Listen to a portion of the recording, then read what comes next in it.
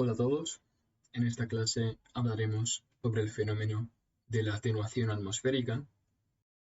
Nosotros definimos el fenómeno de atenuación de una onda a la pérdida de potencia que sufre al transitar por cualquier medio de transmisión.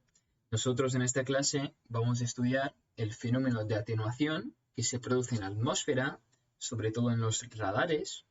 Por lo tanto, vamos a estudiar la pérdida de potencia de esta onda electromagnética que nosotros transmitimos desde la antena de un radar en el caso del medio de la transmisión de la atmósfera. La figura en pantalla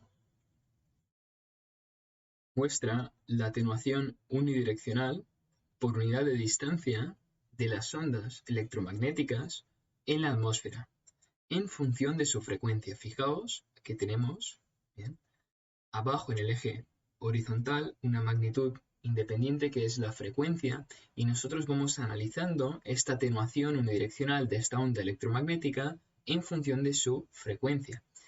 Esta atenuación la medimos en el eje vertical de este gráfico, ¿bien?, en decibelios partido kilómetro. Fijaos que nos lo indican en este eje vertical one way, diciendo que es una única dirección. Bien. Y arriba tenemos, en fin, la longitud de onda, que es, como sabemos, ¿no?, lo podemos sacar directamente a partir de la frecuencia. Como sabemos, son dos magnitudes inversamente proporcionales. A más frecuencia, menos longitud de onda, y a más longitud de onda, menos frecuencia.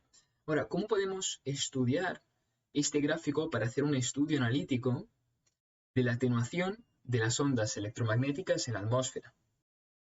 Fijaos, si nos centramos en la atenuación debajo de la frecuencia de 1 GHz, que es banda L, si nos acordamos en la clase anterior, clasificamos las frecuencias y sus bandas de las ondas, pues en banda L, en un aire claro, la atenuación es muy pequeña.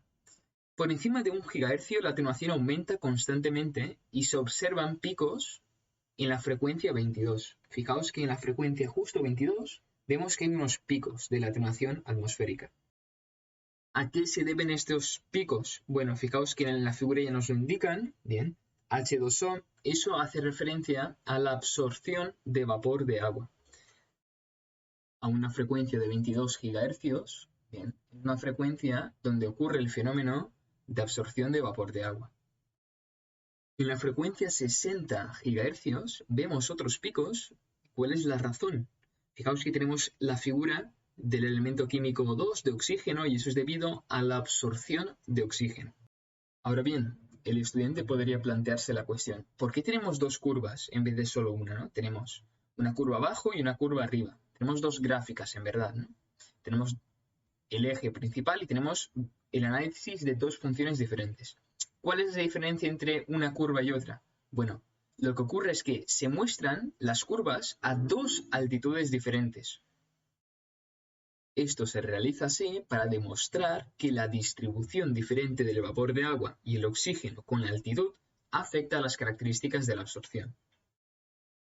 Si seguimos subiendo la frecuencia y miramos un poco de la mitad hacia la derecha de esta gráfica, por encima de los 10 GHz, bien, en banda X hay valles o ventanas en el espectro de absorción.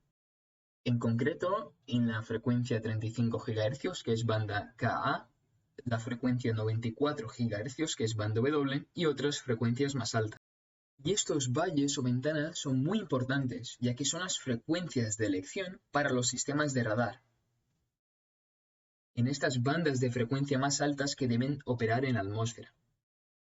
Para radares de largo alcance, por ejemplo radares de búsqueda de superficie, las frecuencias en la banda L y la banda S generalmente se requieren para minimizar la atenuación atmosférica. Pues nuestro objetivo siempre es tener la atenuación mínima para que un sistema sea lo más eficiente posible.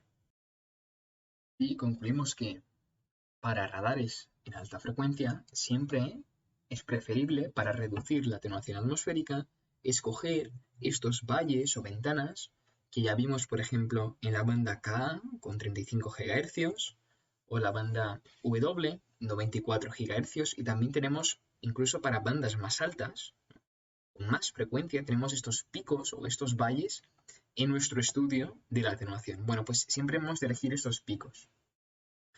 Luego, para radares de largo alcance, bien, frecuencias en banda L y banda S son generalmente requeridas para minimizar la atenuación atmosférica. Ahora bien, un asunto más a discutir, bien, es si esta atenuación en la atmósfera es constante, es decir, el medio de propagación siempre es la atmósfera, eso es constante, el medio no cambia, sin embargo, la atenuación cambia en este medio. ¿Hay algún factor que en este caso interviene? Y evidentemente sí, la atenuación atmosférica está muy directamente relacionada y depende del tiempo. Y eso es muy importante. Es decir, tanto como si está nublado o incluso la lluvia, la nieve, bien, también la niebla y las nubes atenúan aún más estas ondas electromagnéticas. En estas figuras en pantalla estudiamos la atenuación unidireccional de lluvia y nubes en función de la frecuencia. Fijaos que en la primera gráfica la atenuación por lluvia aumenta con el aumento de la tasa de lluvia y el aumento de la frecuencia. ¿Qué ocurre en el caso de los radares? Bueno, en las frecuencias del radar, la atenuación de la lluvia y las nubes es pequeña, lo que hace que los sistemas de radar tengan su famosa capacidad cualquier clima. Y es que para cualquier radar o sistema de radar, la atenuación y la variabilidad de la atenuación en función de la frecuencia del radar, bien, es muy pequeña. Así se le llama a los sistemas de radar, bien, radares o sistemas con capacidad para cualquier clima. Esta característica, que sean capaces de operar en cualquier clima, no se ven, por ejemplo, en los sistemas electro-ópticos o infrarrojos, bien, donde su frecuencia, y dependiendo de la atenuación y la lluvia, bien, y las nubes, por ejemplo, en un sistema electro-óptico, bien, varía bastante, y en los infrarrojos incluso más. Bien, por ello en los radares, esta atenuación variable según el clima, bien, y la climatología del tiempo, bien, la variación es muy pequeña. Sin embargo, es muy importante que el estudiante vea y sepa que en general, para los sistemas electrónicos en general, las ondas electromagnéticas varían muchísimo en función del clima.